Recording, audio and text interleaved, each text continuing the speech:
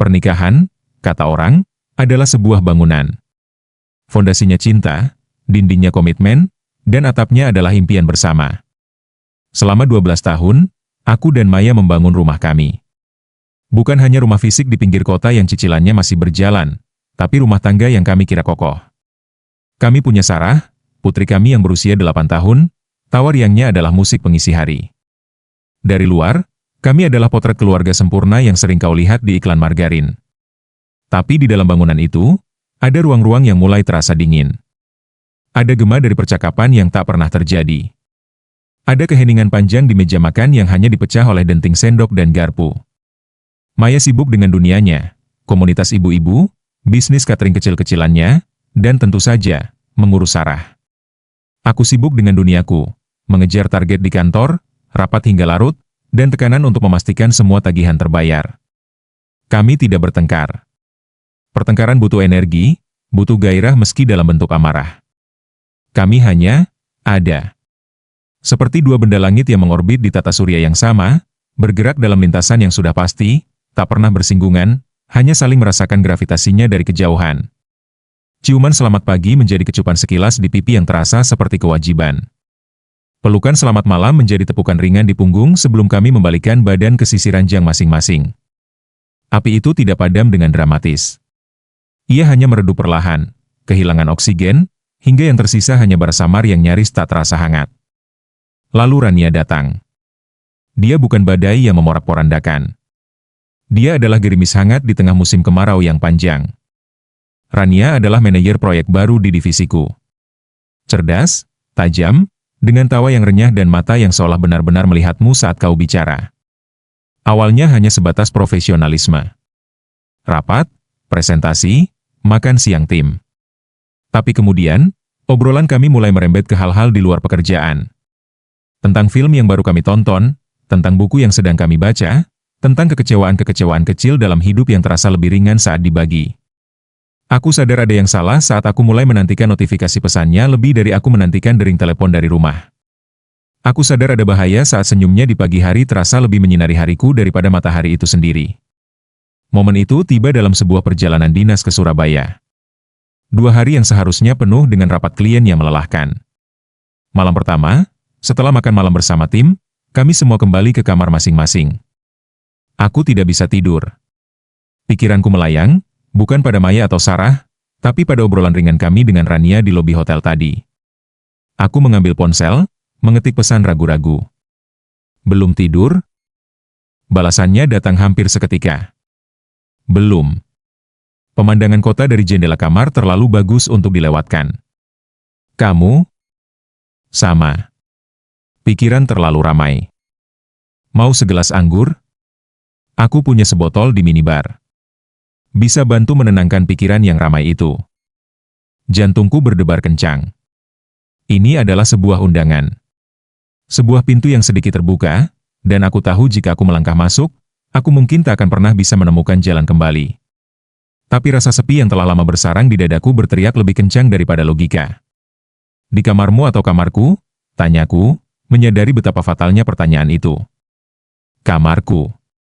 702, aku berdiri di depan pintu kamar 702 selama beberapa detik yang terasa seperti selamanya. Aku bisa saja berbalik, kembali ke kamarku, dan melupakan semua ini. Tapi aku mengetuk pintu. Rania membukanya. Dia sudah berganti pakaian, mengenakan gaun tidur satin berwarna merah marun yang jatuh pas di tubuhnya, menonjolkan lekuk pinggang dan pinggulnya. Rambutnya yang sebahu dibiarkan tergerai. Aroma parfumnya, campuran vanila dan cendana, menyelinap masuk ke dalam indraku, memabukkan. Masuk, Ardi, katanya dengan suara lembut. Di dalam, lampu kamar temaram. 2 gelas anggur sudah tertuang di atas meja kecil dekat jendela. Kami duduk di sana, memandangi kerlip lampu kota di bawah. Kami bicara. Bukan tentang pekerjaan. Tentang mimpi masa muda yang terkubur, tentang ketakutan menjadi tua, tentang rasa hampa yang kadang datang tanpa diundang. Dia bercerita tentang perceraiannya 2 tahun lalu, tentang bagaimana rasanya membangun kembali hidup dari puing-puing. Di matanya, aku tidak melihat penghakiman. Aku melihat pemahaman. Untuk pertama kalinya dalam bertahun-tahun, aku merasa dilihat, didengar, dan dimengerti. Bukan sebagai seorang suami, bukan sebagai seorang ayah, tapi sebagai Ardi. Gelas anggur kami kosong. Keheningan yang tercipta di antara kami bukan lagi keheningan yang canggung, melainkan keheningan yang penuh dengan ketegangan yang nyata. Tangannya tergeletak di atas meja, hanya beberapa senti dari tanganku. Dengan gerakan yang terasa lambat, aku mengulurkan tanganku dan menyentuh jemarinya. Dia tidak menarik diri. Sebaliknya, jemarinya membalas genggamanku. "Rania," bisikku, suaraku serak. Dia menatapku, matanya yang gelap berkilat dalam cahaya remang. Aku tahu ini salah, Ardi. Tapi rasanya benar. Dan itulah yang kubutuhkan. Sebuah pembenaran. Aku menariknya berdiri, tanganku masih menggenggam tangannya. Aku menangkup wajahnya, ibu jariku mengusap pipinya yang halus. Lalu aku menciumnya. Bukan ciuman sekilas dan hambar yang biasa kuberikan pada Maya. Ini adalah ciuman yang dalam, lapar, dan putus asa. Ciuman yang melepaskan semua kerinduan dan kesepian yang terpendam. Bibirnya lembut dan hangat, membalas dengan gairah yang sama. Tangannya melingkar di leherku, menarikku lebih dekat, sementara tanganku turun ke pinggangnya, merasakan kelembutan satin dan kehangatan tubuh di baliknya. Kami tersandung menuju tempat tidur, pakaian kami terlepas satu persatu dalam ketergesaan yang penuh gairah. Malam itu, di kamar hotel bernomor 702, aku menemukan kembali bagian dari diriku yang kukira telah lama mati. Tubuh Rania adalah sebuah lanskap baru yang ingin kujelajahi. Setiap sentuhan terasa elektrik, setiap bisikan membakar kulitku. Ini bukan sekadar seks. Ini adalah pemberontakan terhadap rutinitas yang membosankan, sebuah pelarian dari keheningan di rumah. Saat tubuh kami menyatu, yang kurasakan bukan hanya kenikmatan fisik, tapi juga ilusi kebebasan. Untuk beberapa jam yang tercuri itu, aku lupa akan cicilan rumah, target kantor, dan potret keluarga sempurna yang mulai retak. Keesokan paginya, aku terbangun dengan lengan Rania melingkari dadaku. Sinar matahari pagi menerobos celah tirai. Rasa bersalah menghantamku seperti gelombang pasang. Aku melihat wajah damai Rania yang tertidur, lalu pikiranku melayang pada Maya dan Sarah di rumah. Aku ini monster apa? Perjalanan pulang terasa menyiksa. Setiap kilometer mendekati rumah terasa seperti satu langkah mendekati tiang gantungan. Saat aku membuka pintu, Sarah berlari memeluk kakiku. "Papa pula Aang." Sarah kangen. Aku mengangkatnya, memeluknya erat, menciumi aroma sampo stroberi di rambutnya. Rasa bersalah itu semakin menusuk, tajam dan dingin. Maya muncul dari dapur, menyunggingkan senyum lelahnya. "Gimana perjalanannya, Mas?" "Lancar," jawabku singkat, menghindari matanya. Perselingkuhan itu tidak berhenti di Surabaya. Ia berlanjut dalam makan siang yang diperpanjang, dalam pertemuan rahasia di apartemen Rania sepulang kerja, dalam pesan-pesan mesra yang segera kuhapus. Aku menjalani dua kehidupan. Di satu sisi, aku adalah Ardi, suami dan ayah yang berusaha tampil normal, bahkan lebih perhatian dari biasanya. Aku membelikan Maya bunga, mengajak Sarah ke taman bermain, mencoba mengisi keheningan dengan obrolan basa-basi. Di sisi lain, aku adalah Ardi yang berbeda bersama Rania. Aku hidup, bersemangat, dan liar. Kami berbagi tawa, gairah, dan kerentanan. Rania memberiku kehidupan, sementara Maya memberiku sebuah hidup. Dan aku serakah, menginginkan keduanya. Puncaknya datang di hari ulang tahun Sarah yang ke-9. Aku berjanji akan pulang lebih awal untuk membantunya meniup lilin. Tapi Rania meneleponku sore itu, suaranya terdengar panik. Pipa air di apartemennya bocor hebat. Dia sendirian dan tidak tahu harus berbuat apa. "Tolong, Ardi. Cuma kamu yang bisa kumintai tolong," pintanya. Aku bimbang. Di satu sisi, putriku menungguku. Di sisi lain, wanita yang telah membangkitkan jiwaku membutuhkan bantuanku. Aku membuat pilihan yang salah. Aku pergi ke apartemen Rania.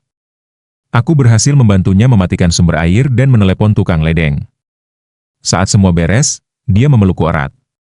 "Terima kasih. Aku tidak tahu harus bagaimana tanpamu." Satu pelukan berubah menjadi ciuman, dan ciuman itu membawa kami ke kamarnya. Aku lupa waktu. Aku lupa janjiku. Saat aku akhirnya melihat jam, sudah hampir pukul 9 malam. Jantungku serasa berhenti berdetak. Aku melesat pulang, mengabaikan panggilan Rania. Rumah sudah gelap saat aku tiba, kecuali lampu teras. Aku masuk dengan perlahan. Di meja makan, tergeletak kue ulang tahun dengan lilin angka 9 yang sudah meleleh dan belum ditiup.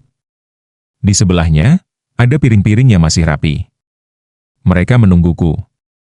Aku berjalan ke kamar Sarah. Dia sudah tertidur, wajahnya sembab, jejak air mata kering di pipinya. Di samping tempat tidurnya, Maya duduk di kursi, membelakangiku, bahunya bergetar pelan. Dia sedang menangis dalam diam. Dia pasti sudah menduganya. Mungkin tidak secara spesifik, tapi seorang wanita tahu ketika dia tidak lagi menjadi pusat dunia suaminya. Kehadiranku yang sering terlambat, ponsel yang selalu kubalikan layarnya, perhatianku yang terasa dipaksakan, semua itu adalah kepingan puzzle yang mungkin akhirnya ia satukan malam ini. Aku berdiri di ambang pintu, lumpuh oleh rasa bersalah yang begitu besar. Aku telah menghancurkan segalanya. Bukan dengan ledakan besar, tapi dengan serangkaian kebohongan kecil dan pengkhianatan sunyi. Aku mendapatkan gairah yang kuinginkan, tapi aku mengorbankan kehangatan yang sejati. Aku mengejar ilusi kebebasan, dan kini aku terperangkap dalam penjara penyesalanku sendiri. Maya akhirnya menoleh. Matanya merah dan bengkak, tatapannya kosong, seolah melihat menembus diriku. Dia tidak berteriak. Dia tidak bertanya aku dari mana. Dia hanya berbisik dengan suara yang nyaris tak terdengar, suara yang lebih menyakitkan daripada tamparan manapun. Kuenya sudah tidak enak, Mas. Lilinnya juga sudah habis. Di sana, di antara putriku yang tertidur dengan mimpi yang patah dan istriku yang menangis dalam kehancuran yang hening, aku akhirnya mengerti. Bangunan pernikahan kami tidak hanya retak. Malam itu, aku merasa fondasinya telah runtuh, dan aku terkubur hidup-hidup di bawah runtuhannya, di dalam ruang gema yang kini benar-benar kosong. Dan aku tahu, suara yang akan terus bergema di dalamnya selamanya adalah suara penyesalanku sendiri.